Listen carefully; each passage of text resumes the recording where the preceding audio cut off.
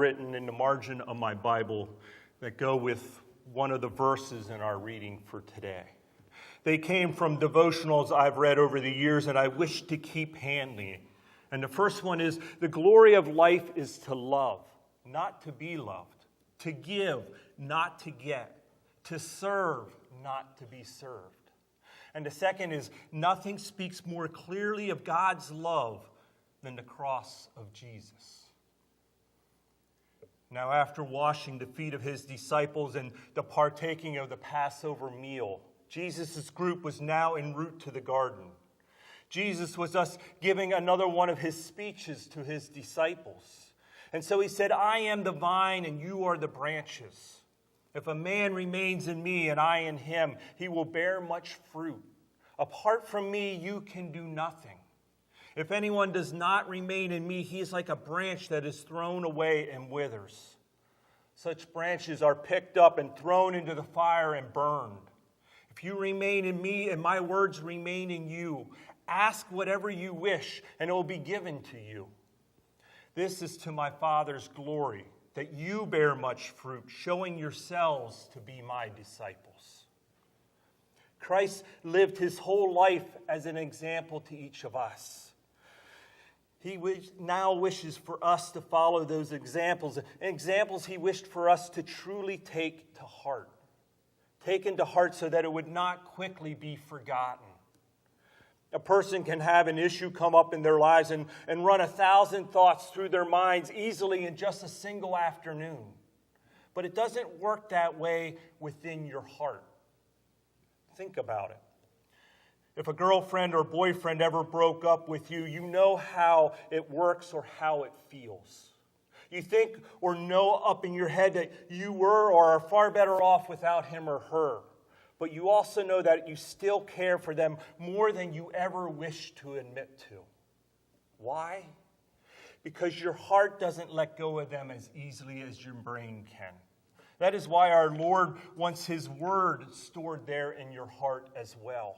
That's why he wants his love for us shared from there as well. That's why he lived the life he wishes for us to follow. He said, if you remain in me and my words remain in you, ask whatever you wish and it will be given to you. How, if we have Christ's words alive in us, can we truly hate someone? Disappointed, yes, but hate, no. When I began pondering on Christ's words for today, they brought to mind a short story I used for a worship message one time a couple years ago up at a scout camp.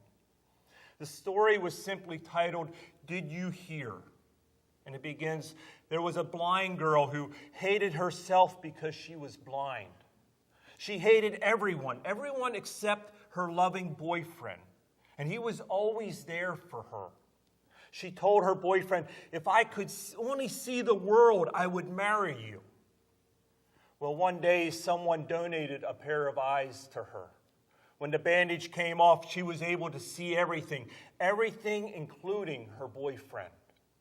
He asked her, now that you can see the world, will you please marry me? And the girl looked at her boyfriend and saw that he was blind. The sight of his closed eyelids shocked her.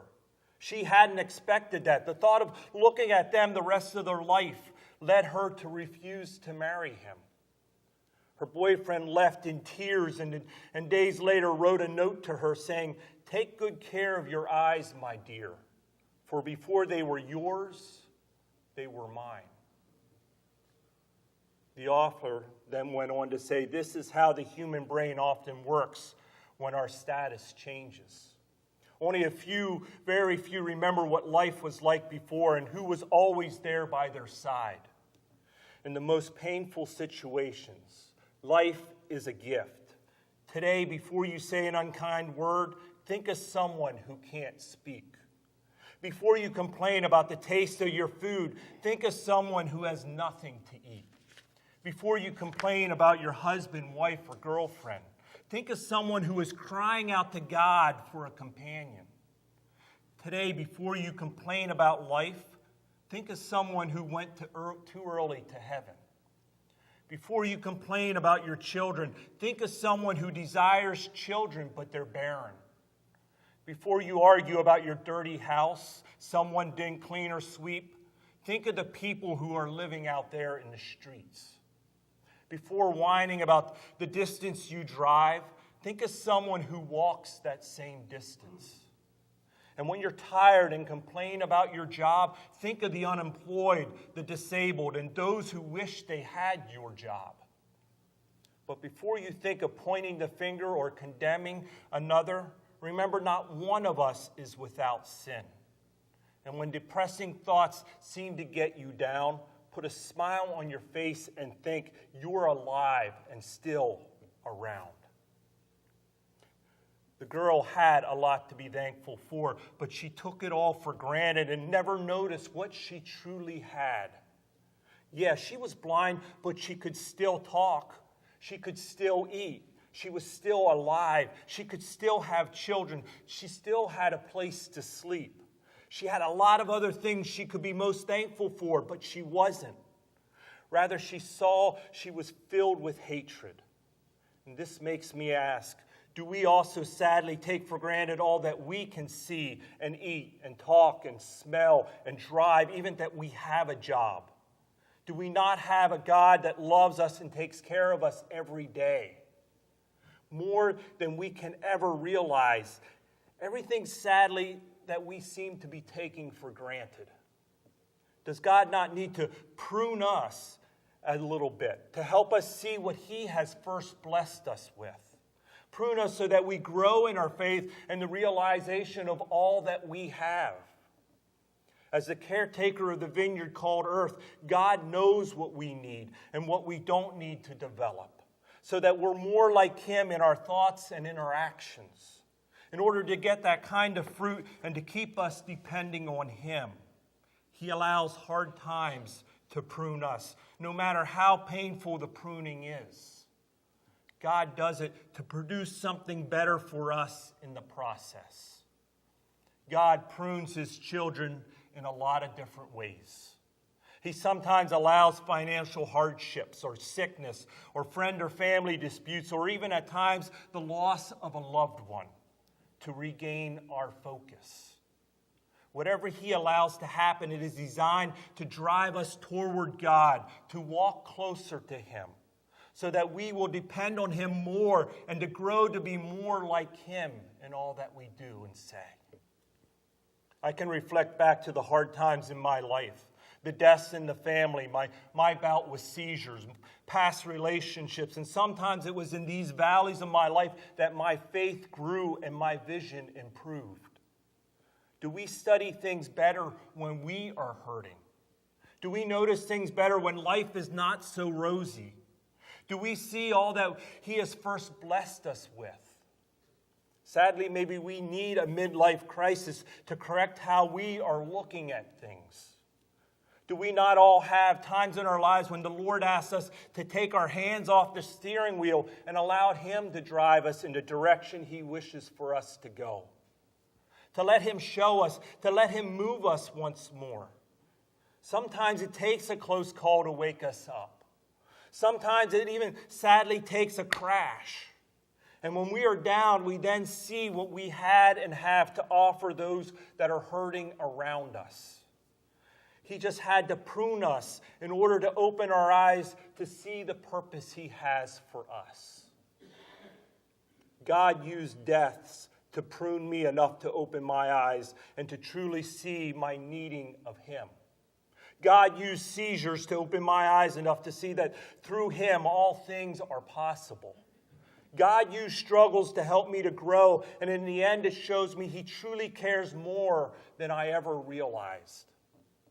It makes me look back at Paul's struggles. He struggled, he fought, and God used to keep Paul's focus going straight. The Lord allowed him to have a thorn in his flesh. And so Paul wrote, 3 times I pleaded with the Lord to take it away from me. But He said to me, my grace is sufficient for you, for my power is made perfect in weakness. Therefore I will boast all the more gladly about my weaknesses, so that Christ's power may rest on me. That is why, for Christ's sake, I delight in weakness, in insults, in hardships, in persecutions, in difficulties. For when I am weak, then I am strong. God had to prune Paul to get him traveling straight, but also at times to keep him growing in his faith. The blindness opened his eyes. The thorn kept his path straight. Even struggles he had with the other disciples kept him walking the path that God chose for him to go. All of it helped him to continue to grow in his faith. And throughout all his trials, Paul realized that God's power is actually made more perfect during our times of greatest need. If God doesn't choose to take away our suffering, will he give us the strength we need to get through it and grow through it? He has over the years in our pasts. I don't think anybody likes to be pruned. I didn't like having my seizures, at times hurting myself, medicines that messed up with my thoughts, times I wasn't able to drive. And some people will tell you that my medicines made me unfit to be around. They made me very, very short-fused. But to reflect on it all now, I realize God used the seizures to open my eyes, to remove my blindness, to see what others have gone through or are going through now. It took that pruning to help me to grow. I didn't like it, but I grew from going through it all. Over the years, I have helped my dad prune his fruit trees to keep them growing straight. I also watched my mom clip off her flowers' leaves to remove mildew or fungus and to keep her plants healthy. So also sometimes Christians must be cleaned and pruned from worldly things to keep us walking straight and clinging to Christ. You know, I sometimes ponder what ate at that girl's heart after receiving those eyes and being allowed to see the world. I also ponder what ate at her conscience for not spending the rest of her life with the person who shared those eyes with her so that she could see.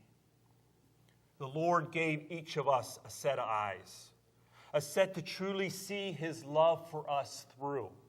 He gave his life to set us free. Let us see the love he has for us, and through that love we may see the pruning we each needed to keep us growing up straight and producing fruit in his most holy and precious name, a true gift in the long run we each needed. I open with those words. The glory of life is to love, not to be loved, to give, not to get, to serve, not to be served. And nothing speaks more clearly of God's love than the cross of Jesus that he endured for us. What better example is there of love than God's and Christ's love for us, an endless love that even drove him to the cross? His love for us also causes him to prune each of us throughout our lives. Pruning us hurt him as much as it does us. Correcting a child is not as easy on a parent, and it's not easy on God either. Let us forever be thankful for his endless love, the heart he has, and the distance he walked for each of us, all in order to give us a true life that only he could give. Amen.